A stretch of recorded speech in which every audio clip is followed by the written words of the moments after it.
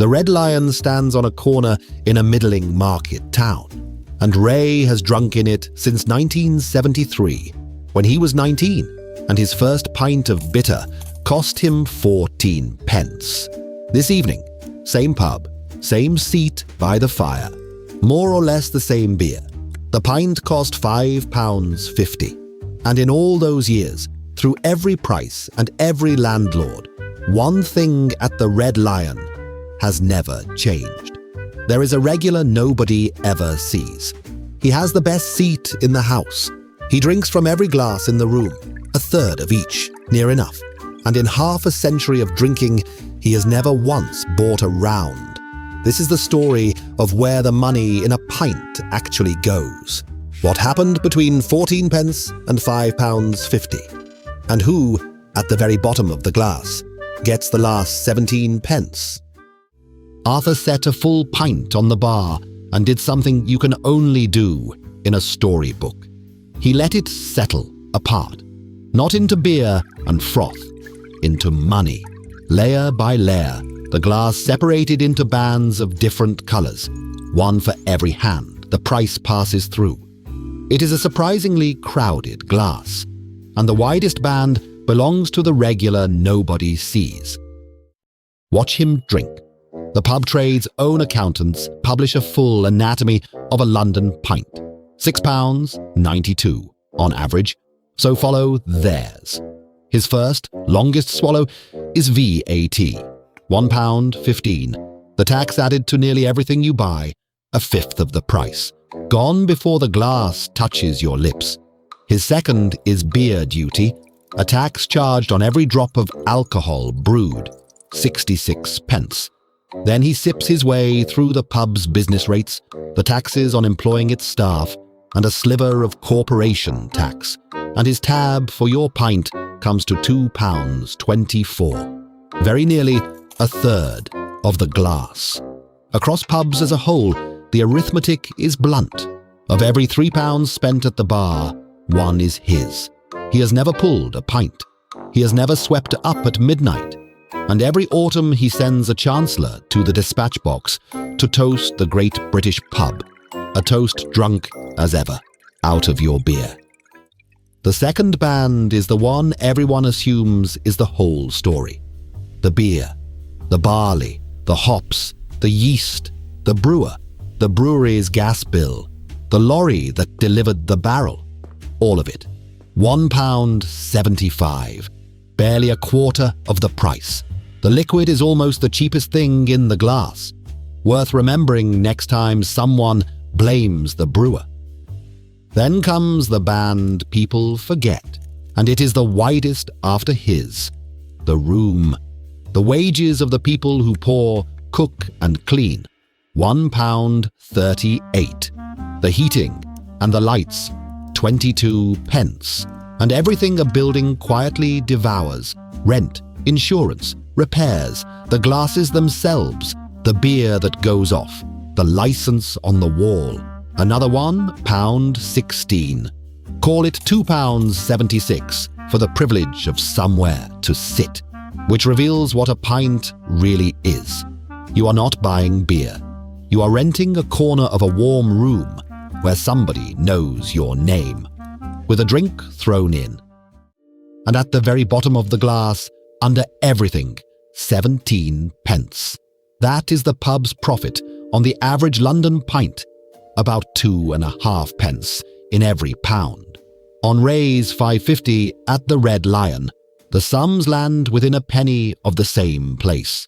Now look at the order of service, because the order is the story. The brewer gets paid. The landlord's landlord gets paid. The invisible regular gets served twice. Duty when the beer is brewed, VAT when it crosses the bar. And the landlady, the one who lit the fire at 7 this morning and will lock up at midnight, gets the froth.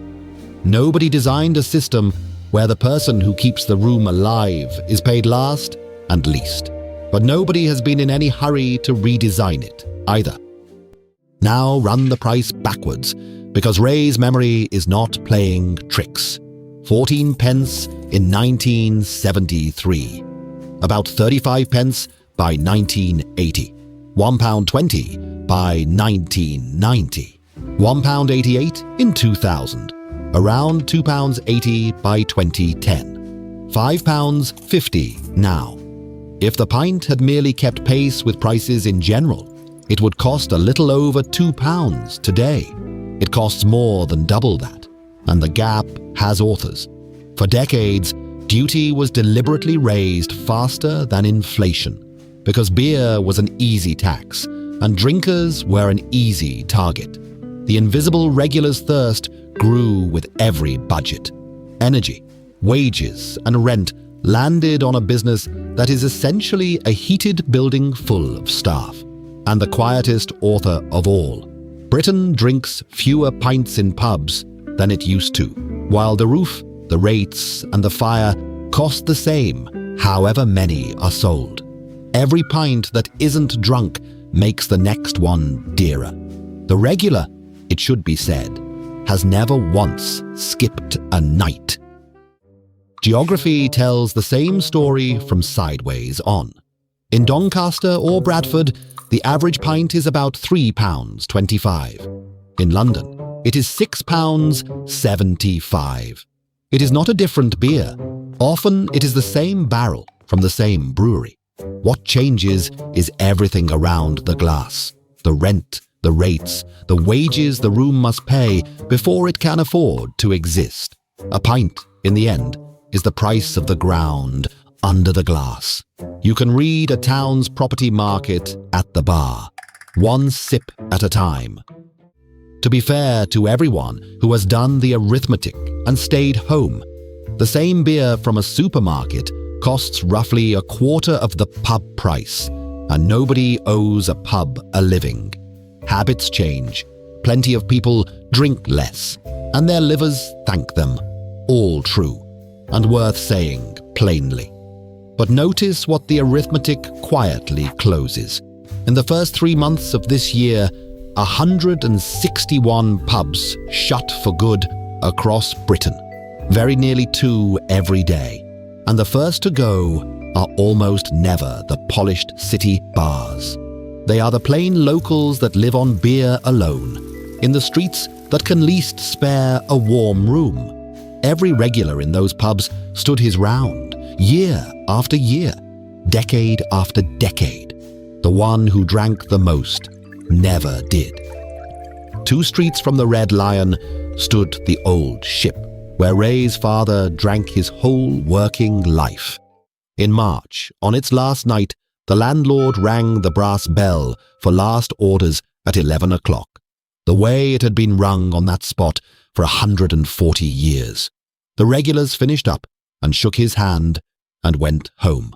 The bell was taken down the next morning. It sits on a shelf now, in someone's back room, polished, silent, and the only thing in the building that held its value. A pub can close by economics. It only really ends when the bell does. Arthur walked back to the Red Lion, ordered a half, and sat by the fire with the arithmetic. 17 pence, he decided, was not the scandal it first appeared. It might be the best value line in the whole glass, because it is the one that keeps the lights on, the fire lit, and the door unlocked. The tax is a decision, the rent is a market, the barley is a harvest. Only the 17 pence is anyone actually minding the room.